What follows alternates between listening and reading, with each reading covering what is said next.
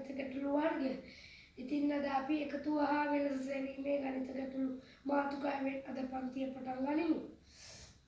ඔයාලා ඉතින් දැකලා ඇති ප්‍රශ්න පත්‍රවල මෙන්න මේ වගේ ගණන් වලින් මම මේ එකතු හා වෙනස මාතෘකා ගණිත ගැටළු මාතෘකාවේ ගණන් වලට ලැබෙන විදිහට මම උදාහරණයකින් මුලින්ම කියලා දෙන්නම්. මෙන්න මගේ උදාහරණයක් මම විදිහට කියලා දෙන්න. ඊට පස්සේ මම ගණිත ගැටළු විදිහට ඒව කියලා දෙන්න. දැන් එතකොට එකතු හා වෙනස සොයද්දි මෙන්න මේවා එතකොට කරන්නේ. දැන් මෙහෙම කරන්න පුළුවන්. කසුන්ගේ හා සමන්ගේ බඩෙහි එකතුව කිලෝග්‍රෑම් 54 කියලා. කසුන්ගේ සහ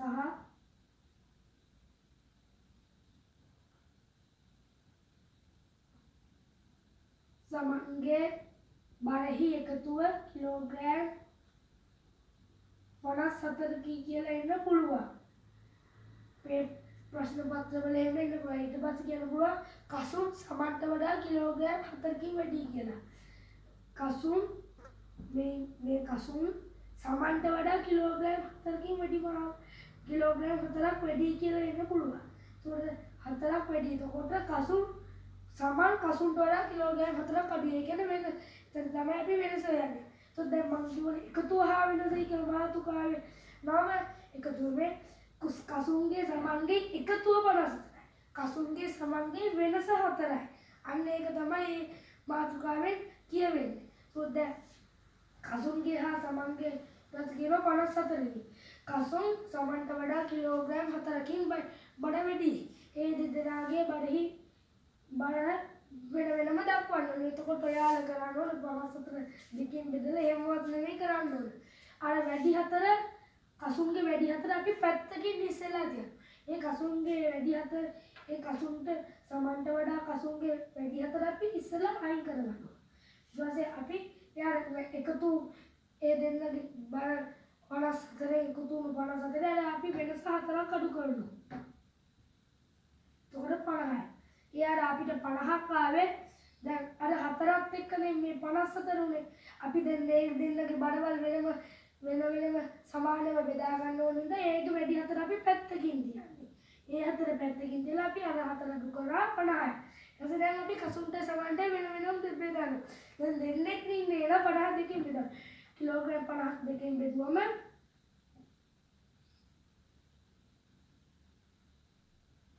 කිලෝග්‍රෑම් 25යි එන්නේ.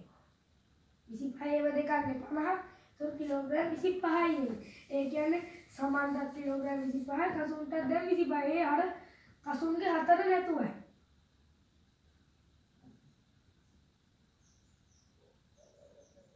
දැන් සමන්ට වඩා කසුන් 4ක් වැඩි. එහෙනම් මේ 4 අපි කසුන්ට දෙන්න ඕන. තුර කසුන්ගේ බර කිලෝග්‍රෑම් 29යි. සමන්ගේ බර කිලෝග්‍රෑම් 25යි. මම මේ මාතෘකාවේ පළවෙනි ගාන විදිහට උදාහරණයකින් කියලා දුන්නා. ඒක තේරෙන්නේ. අපි තවත් ගණන් දෙක තුනකට යමු.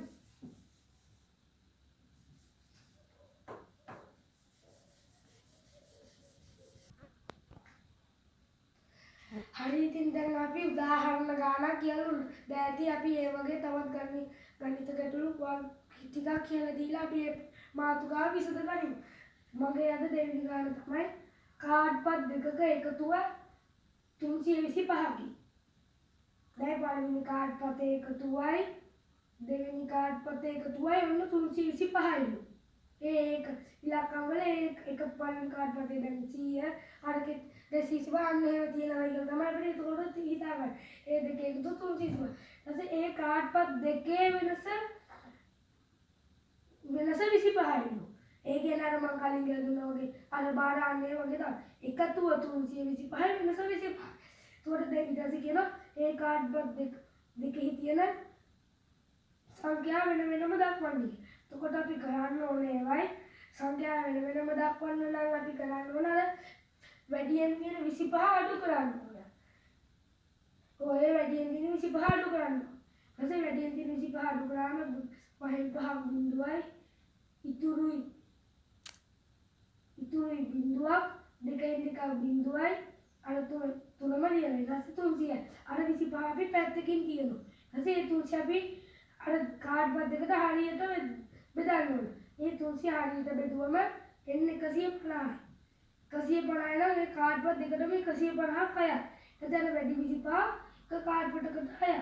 ඒතොර එක කාඩ් පතකට 175යි අනිත් එක 150යි. අන්න මේ දෙක එකතු කරලා නම් බලන්න පුළුවන් 325 නෝඩ එක නම් එකතු කරලා පෙන්නනවා.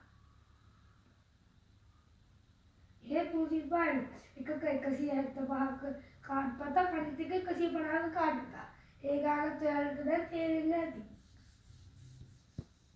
හරි ඉතින් දැන් මම කලින් කියලා දීපු ගණන් දෙකම ඔයාලට පැහැදිලිව තේරෙන්නේ නැති. දැන් අපි තවත් ගණනක් ඒ තවත් අමාරු විදියට තියෙනවා ඒ ටිකත් අපි විසඳගන්න.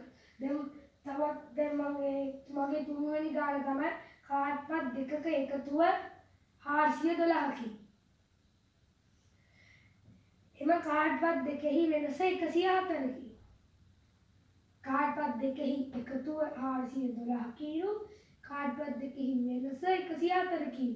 ඊපස්සේ ඒ කාඩ් පත් දෙක වෙන වෙනම දක්වන්න.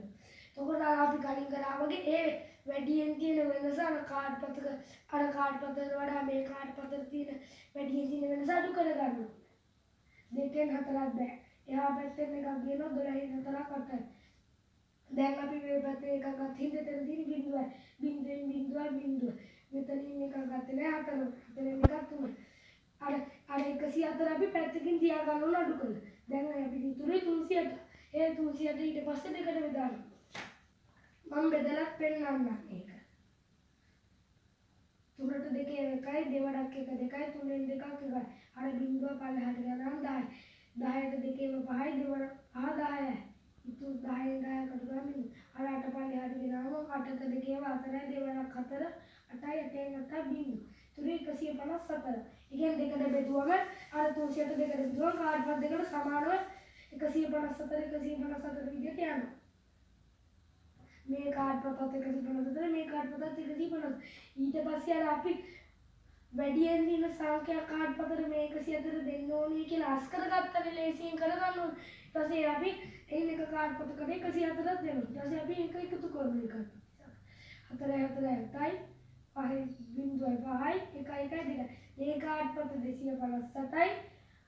ඒ කියන්නේ අර කාඩ් පතක් එක කාඩ් පතක් 257යි අනිත් කාඩ් පත 154යි. අන්න ඒ ගානක් ඔයාලට දැන් තේරෙන්නේ නැති.